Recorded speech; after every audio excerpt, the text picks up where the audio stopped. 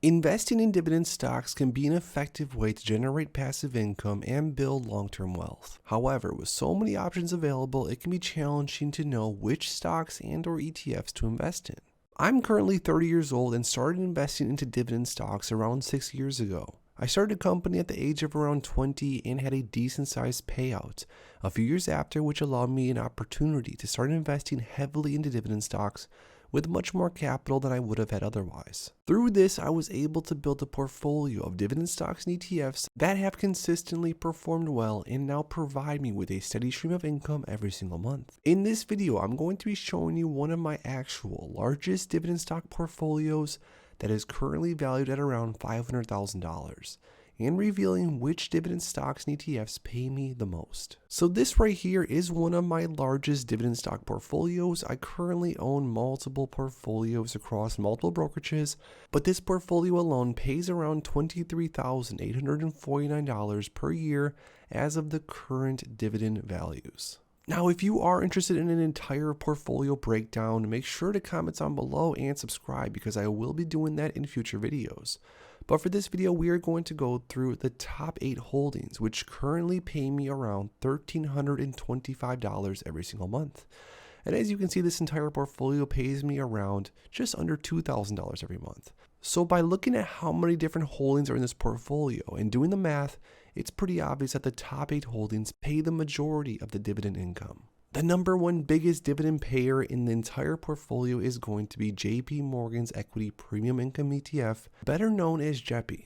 So as of JEPQ's last dividend, it currently pays around 44.5 cents per share per month. And I currently own around 677 shares of JEPQ in this portfolio. The market value of all these JEPQ shares is around $37,000, and the estimated annual income for JEPQ is $3,615.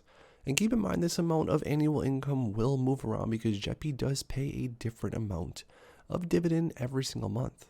Now, JEPQ is the biggest position in this portfolio as far as estimated annual income, not as far as market value goes, but as far as dividends, because JEPQ does have a pretty high dividend yield of around 10%, trailing 12 month around 12%.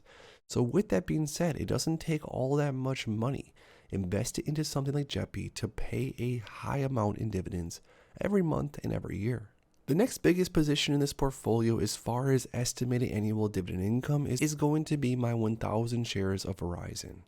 Now these 1,000 shares of Verizon are worth around $39,000 and they pay me around $2,600 a year. Now Verizon, up until sort of recent times, seemed to be a bulletproof telecommunication company that had a history of consistently raising their dividends and what seemed to be the best company in the space. But during this most recent downturn, as Verizon continues to stack up more and more debt, it is becoming a little bit more of a risky position in this overall portfolio, which is why I'm holding my 1,000 shares of Verizon, but will not continue to add any more anytime soon. The next largest position is QYLD. I have $16,838 worth of QYLD in this portfolio. And these shares of QYLD pay around $1,976 a year. Now, QYLD is a nice covered call ETF to have in the portfolio. It does generate a lot of income on a monthly basis, but as far as this QYLD position goes, I will probably not be adding any more from here. In the future, I'd rather buy into dividend stocks and or ETFs that appreciate in price a lot quicker. The fourth largest position in this portfolio as far as estimated annual income is Realty Income. I have around $39,300 worth of Realty Income in this portfolio, and these Realty Income shares pay around $1,958 a year. Now, Realty Income might be one of my favorite dividend stocks of all time, and I've owned and been accumulating shares of Realty Income for many years now. This 640 shares is far from the only Realty Income shares that I own. I currently own somewhere around 1,100 or 1,200 shares, I think, of Realty Income across all of my portfolios. So just with that being said, that's a lot of dividend income that I'm paid every single month. The next largest position as far as annual estimated income is Devo. Now, Devo is a dividend ETF that sort of goes under the radar and is definitely one that all of you should look into. Devo currently pays around 13.9 cents per share per month, and I have 1,091 shares of Devo valued at just under $40,000.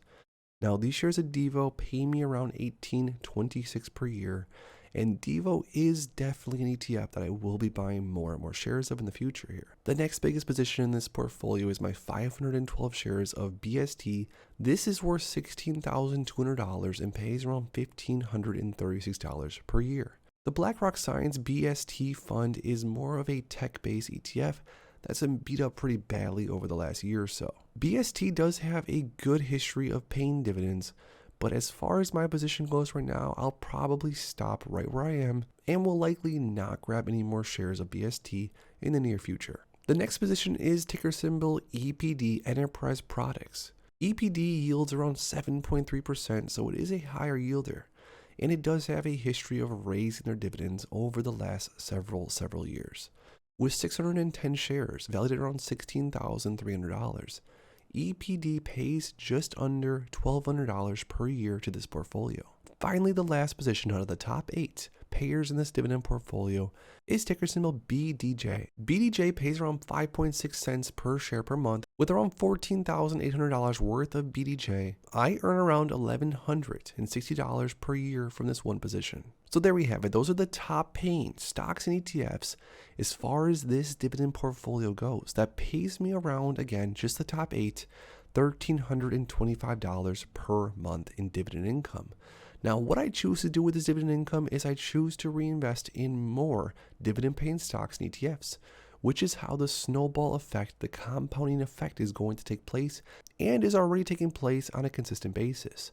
The more I get paid out in dividends over time, the more shares I'm able to buy of different dividend stocks and ETFs, which also will pay me more dividends, which also will buy me more stocks and ETFs.